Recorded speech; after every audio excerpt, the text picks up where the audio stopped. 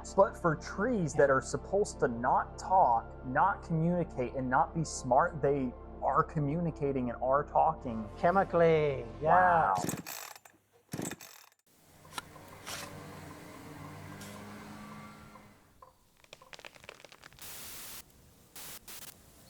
Welcome back to the Lawnspiracy. This is Eric Putnam, and I'm Shane Krajnik of Eric Putnam BCMA, and thank you for joining us for another episode. Today we're going to talk a little bit about allelopathy, what it is, why you have to worry about it, and how it affects your yard and your property in general. Eric, start us off.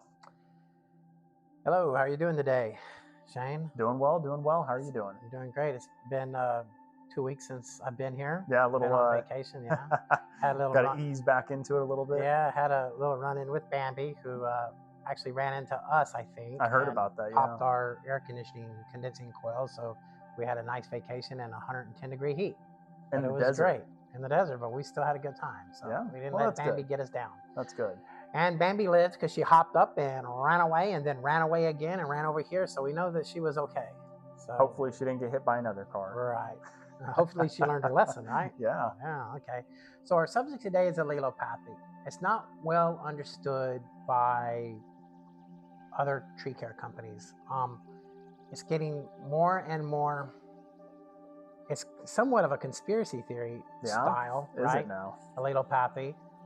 Basically, if you identified a conspiracy as a subject matter that most people aren't familiar with, and they choose by some kind of cognitive dissonance that it doesn't exist, rather than trying to, get out there and study and deepen their understanding about allelopathy.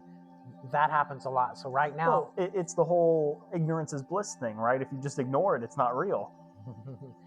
Yeah, and that's the reason why this is a perfect topic for Lawnspiracy, because depending on who you talk to, allelopathy doesn't exist. But the science is there, and there's a ton of peer-reviewed papers. In fact, allelopathy is so important. When they do these peer-reviewed papers, there's an allelopathic society that states how the plant has to be tested for allelopathic chemicals. Wow. So allelopathy is a big deal in academia. Now, the problem is until like the last year or two, no academic papers have been available to non-college educated people with a master's degree or under. It has not been available to those people. Now, because of Google deciding they want to make money, and all these papers want to charge $15 or $20 a paper to be able to have you review it, they're okay with that. Yeah. I think their simple understanding is that the average person isn't intelligent enough to understand the paper. Is the reason they weren't letting it to the public. But there's a few people out there that take the thing they choose to do for a living, and they take it seriously, right? And it's those people that understand their trade can understand how papers work, because there's a background to understand why and what they're talking about in the paper. Right? Sure, yeah. Okay, so allelopathy's a real deal. It's not a conspiracy theory, and if nobody in your tree care company doesn't talk about allelopathy, then they're leaving a major part of what happens in your landscape out of the equation. So let me just give you a list of a few allelopathic problems. Mulch. So if you buy green mulch or tipped mulch, or hey, this guy was chipping some trees up and he gave it to me for free. He just backed his chipper truck up, dumped it in my driveway. That is probably the most harshest, hardcore, highest amount of allelopathy that you could put into your yard. So you're telling me as a tree service company, I shouldn't offer to my customer to just dump the shavings in their yard to lower the price? That's unethical. Or their neighbors. Yeah. To paying that, anywhere from $50 to $150 to tip your truck. Yeah. The problem is that's like pure blood. It's all wet, everything. Those are pure chemicals. So what I should probably state that an allelopathy is a group of chemicals that act like PGRs, plant growth regulators, right? So in other words, where have we else talked about a PGR or a synthetic PGR? Herbicides. Herbicides, right? So these allelopathic chemicals that are in these green chips, it's a pure amount of herbicide that you're dumping into your yard. Wow. So that's why they think they can compost the nitrogen robbing whatever heat out of there. They don't even know why the green chips, we won't even call them mulch at this point, they're chips, turn plants yellow. Shane, tell me, why do you, understanding PGRs and allelopathy and herbicides, why do you think if you put chips around, green chips around a plant, it turns yellow? Tell me what you think. This one's a really interesting topic, and from my understanding, it's primarily a freshly chipped piece of wood material, just fresh chippings. They contain allelopathic chemicals, right, which are one plant's dominance over another through plant growth hormones, more or less. And those plant growth hormones, because they're the exact same things that are what are herbicides made of, synthetic plant growth hormones, they have a tendency to kind of mimic a lot of the modes of action of those plant growth hormones that are in, or synthetic plant growth hormones that are in herbicides, and cause different forms of nutrient lockouts. Because if you look at the mode of action on herbicide labels, it says what specific pathway it takes, if it's like a ALS inhibitor, if it's an auxin inhibitor, things like that, right? And if you're inhibiting those modes or those hormonal processes in a plant, it stops the uptake of different forms of nutrients through the root system, and will cause the plant to exhibit nitrogen deficiency, cause it to exhibit, different forms of nutrient deficiencies, even though the nutrients in the soil haven't changed. It's just the plant's ability to uptake those nutrients, right? Caused by what? It's caused by the influence of the allelopathic chemicals. Or the PGRs. Yeah, the plant growth hormones, the plant growth regulators. Okay. Yeah. So basically, the green chips are bleeding blood that contain this chemical, and they act like a herbicide. Okay, yeah. Right. So let me just remind you from our previous episodes that herbicides don't kill plants. They shut plants off and change systems to be able to kill the plant. So it's not like you went out and put cyanide on a plant and the plant died instantly, or you cut it down and it died instantly. It's far more insidious than that. So allelopathy works on the same case. So you could kill a plant by allelopathy, but it's not really killing the plant, it's just changing certain jobs. So like one of the biggest benefits, or one of the biggest jobs of allelopathy, is in the pre-emergent world, right? So when people say that, well, we put a pre-emergent on the lawn, that's not a weed killer. Well, in fact, you're right, it's not a weed killer, but it stops weeds from growing. And because it is a hormone in the soil, it does affect plants and trees on a negative or a positive basis. Sure, and that's because botanically, scientifically speaking, trees don't exist, right? They're just woody stemmed broadleaf plants. They're just, and what are you trying to remove out of your St. Augustine, Bermuda, or zoysia lawn? You're trying to remove broadleaf weeds, and trees are just really big broadleaf weeds. They are, they're definitely big weeds. Yeah. What's the definition of a weed? Just a plant that you don't like. That's right. That's the only definition of a weed. There's nothing more to it than that. That something isn't actually scientifically a weed. It's just considered a weed by lay people. Right. Okay. So here's the deal. The deal is that's green chips. You have the same problem with mulch. Okay. So even when they age it, even when they compost it, now it's knocked it down probably by 75% or more. In order of magnitude. Yeah. In order of magnitude. And so it's a lot less herbicide you're putting around. But hey, how do you think that mulch prevents weeds? It prevents weeds by a PGR. So it's not a shade thing or contact with soil? No, it's actually a chemical. It controls chemically. Wow. Nobody talks about that at all. No, they don't. And so, wait, so should I be using fresh chips to better control the weeds because it's more active? Remember, your trees are really big weeds, right? Yeah, okay. So you can literally kill the plant. Yeah. Not by poison, but by system shutdown, by using green mulch you get off of a chipper truck. Hey, that guy doesn't want to pay that $150. So if you're going to dump that truck or tip that truck, and if you're going to ask him to tip it in your driveway, he's going to be, oh, hell yeah, it didn't cost me nothing. Oh, and he may be able to talk you into paying him something for it. Buyer beware. Yeah. So deeper on allelopathy, that's two cases for allelopathy. The other case is that the tree, well, let's define allelopathy again. The video's kind of long already. So let's define allelopathy.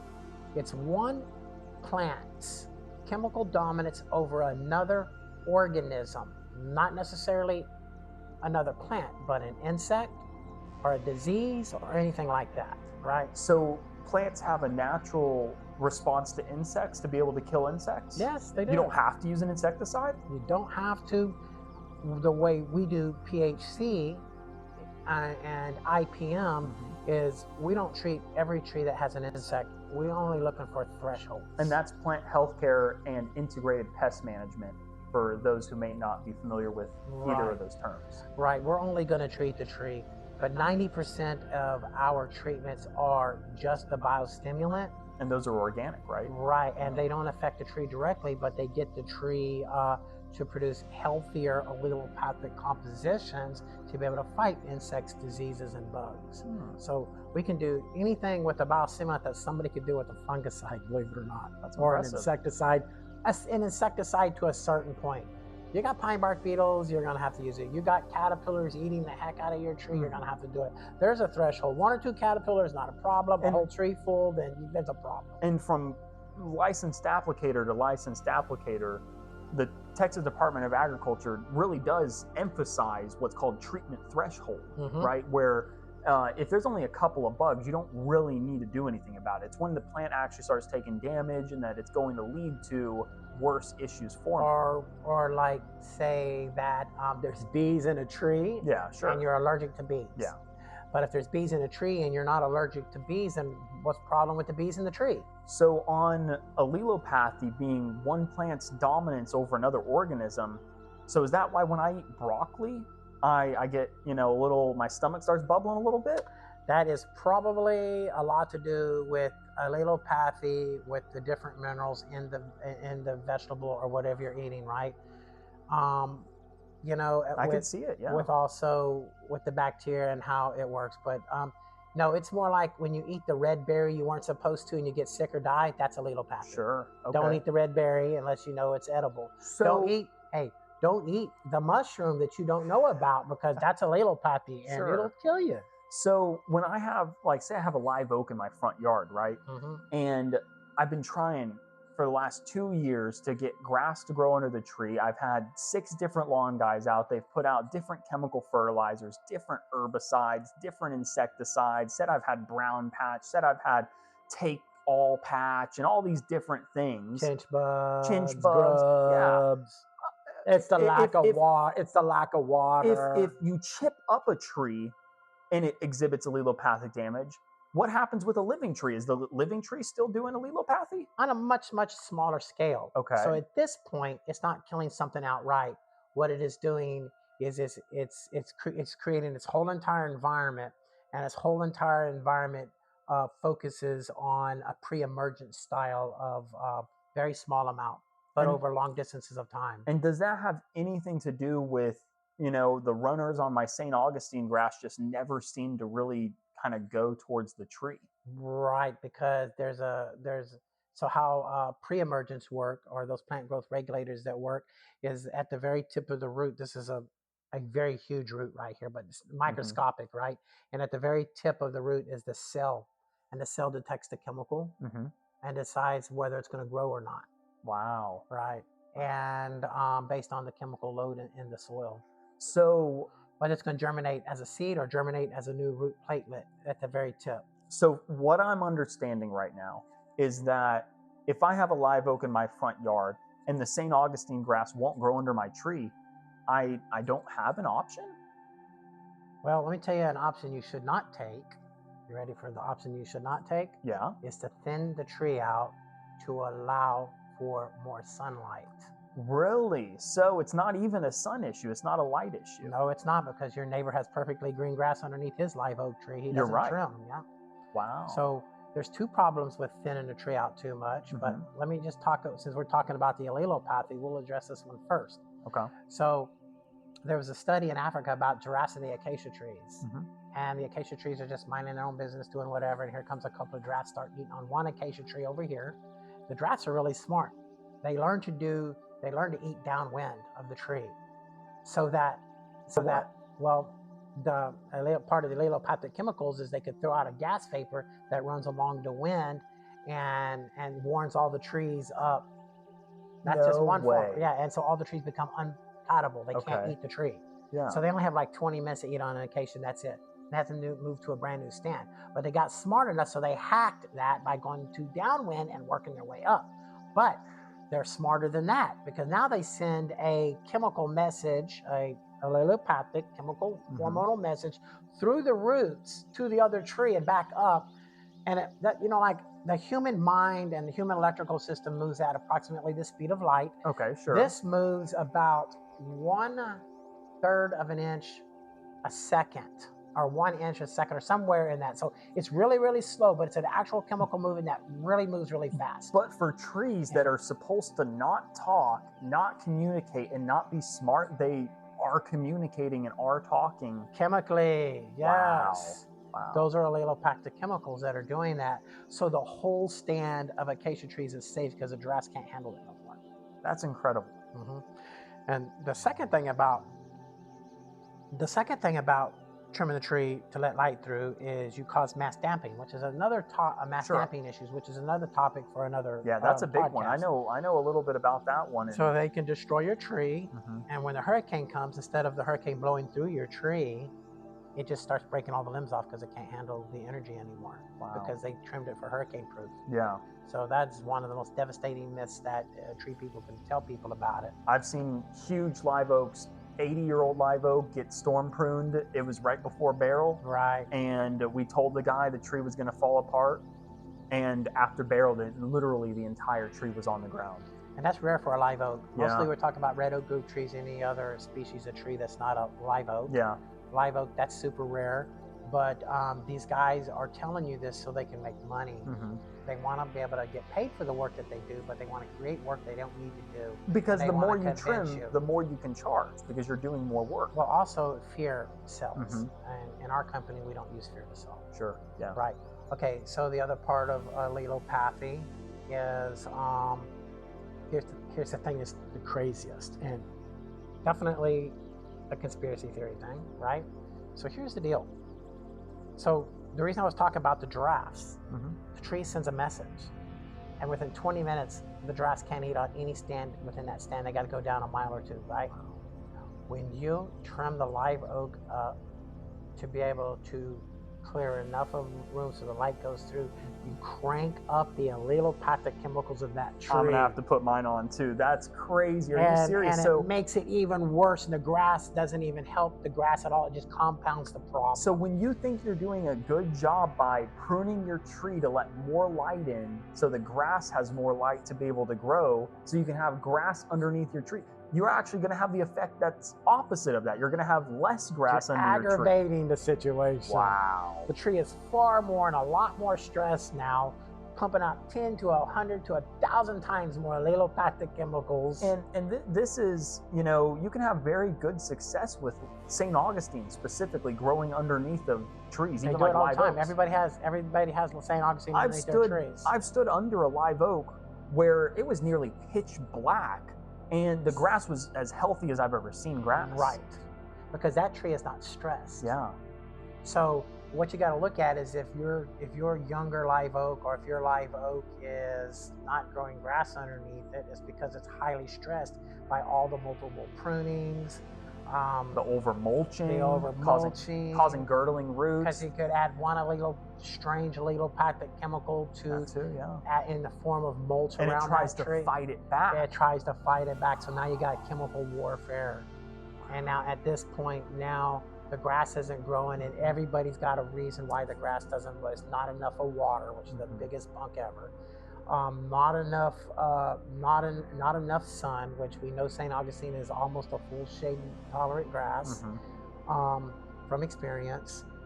It's just all this myth and the noise and the clutter around arboriculture and everything is so people could make money, and they sound the alarms to be able to put the fear into people's lives so that they are, emboldened to act to be able to solve the problem. Well, and I think a really good analog is it's very similar to the American healthcare system, where we only treat for the symptoms you're experiencing. We very rarely really trace down to find the exact root cause of the symptoms. you know, if you start experiencing nausea, what do they give you? They just give you an anti-nausea. They don't question why you're experiencing nausea. Same with headaches, stuff like that, unless you're years into seeing a specialist where you might find something out more. And the trees and the grass and the plants are a very similar thing, where if the leaves are yellowing, oh, it must be some kind of nutrient deficiency. No, or a pH problem. Or a pH problem. Let's throw some lime down. Let's throw, you know, some nitrogen fertilizer down, make it green up. We never see most companies addressing symptoms from a, I believe you call it a causal agent perspective. It's usually just from the actual symptom being exhibited. Well, you know, continuing on with the allelopathic discussion, I think that I think to understand why the tree produces those chemicals, the results of the chemicals, you know, the biggest problem that I have is that when they want to blame it on water, did you know grass and trees, they conserve their water like if you were a guy out in the desert and you only have that much water to drink. You know, they don't intentionally use they don't drink it up until there's none left. Well, it's even more than that. From my understanding is that they'll actually take water from their stems and their you know, plant bodies and release it back into the soil so that they could bring it back in, so that the soil and the microbes stays at a certain moisture level. Because when you get below a certain moisture level, the tree's roots or plant's roots will just start dying. The fungi and bacteria in the soil will just start dying. Or go dormant. And the composition of the soil starts falling apart. So trees can't drink too much water unless there's obviously in the middle of a freaking drought, and that happens a lot and everything, right? But to be out in somebody's, you know, suburban American lawn and to think that the reason the grass isn't growing when they got a sprinkler system is because of the trees taking all the water out of it, just shows they don't understand what the basic concepts of allelopathy are. It's a huge subject, and you know, and it's still like the Wild West, like America in 1880. It's very Wild West. Because it sounds like the science is finally only starting to come to the people. Well, like come to the people, yes. But the crop science and everything, has known about it. Right, well, they literally, because there is a allelopathic protocol when testing plants for allelopathy. I had our genius nerds that work for us, they went and looked it up, and they know exactly what we're talking about. Sure. AI helps us to understand it better. AI helps us to find the papers that are related to allelopathy. Look, you know, it's hard to say and understand or quantify why other businesses that are supposed to know their trade don't understand these simple concepts, right? And we're not here to say everybody out there in the world is ignorant and they don't know what they're doing. But if they just can't pick up a book or a paper or use AI and understand why that grass isn't growing underneath the tree, then you got to question their motives or their abilities. And the other thing is I can predict how long that grass grows underneath the tree. You want to know what that prediction is? It's the same thing if you planted a tree in a space of another tree that had Ganoderma, right? And the soil stays diseased for 30, 35 years, right? Okay. So it seems like that's a cycle that works in nature. And so if you plant grass underneath or around a tree that is highly allelopathic, you get 18 months out of the grass, and that's it. The same amount of time as if you were to plant a new tree in a diseased hole, you get about 18 months. Wow. It's predictable. It's like clockwork. Wow. Okay. So it's just the influence of these plant organisms, chemicals yes, on the plant that you're trying to grow. Right. Interesting. Right. Remember, this is a pre-emergent thing. Yeah. So you got a bunch of grass you planted that's living in this much dirt, grass, dirt, sod, right? And that chemical within a year is going to punch its way through that dirt fairly easy because it's like a constant rain, whatever, right? But what that does is that stops the roots from forming, because that's what that allelopathic does. It's a pre-emergent issue. Interesting. Wow. I had no clue that there was so much to the topic. I really think that this is a video that could probably go on for much longer. Right. We could probably talk hours on it, but the thing about the video is for people to look at this video, to take it to AI, to figure out how you're going to be able to study it and vet the people that come work on your yard, because chances are your tree will be destroyed from over pruning, and you're not fixing the allelopathic problem, and you're not growing grass. And it seems to me, unless if you have somebody that is always learning and always working to learn more, there's no way that they keep up with all of this. Well, they can't afford to. The only reason we can do it is because we have 24 employees, and 3/4 of them are in the office learning and doing things. And yeah, I mean, even our salesmen 3 days a week learn. Certainly. Everybody, and we have a Teams called Tree Talk. Everybody learns on that Teams.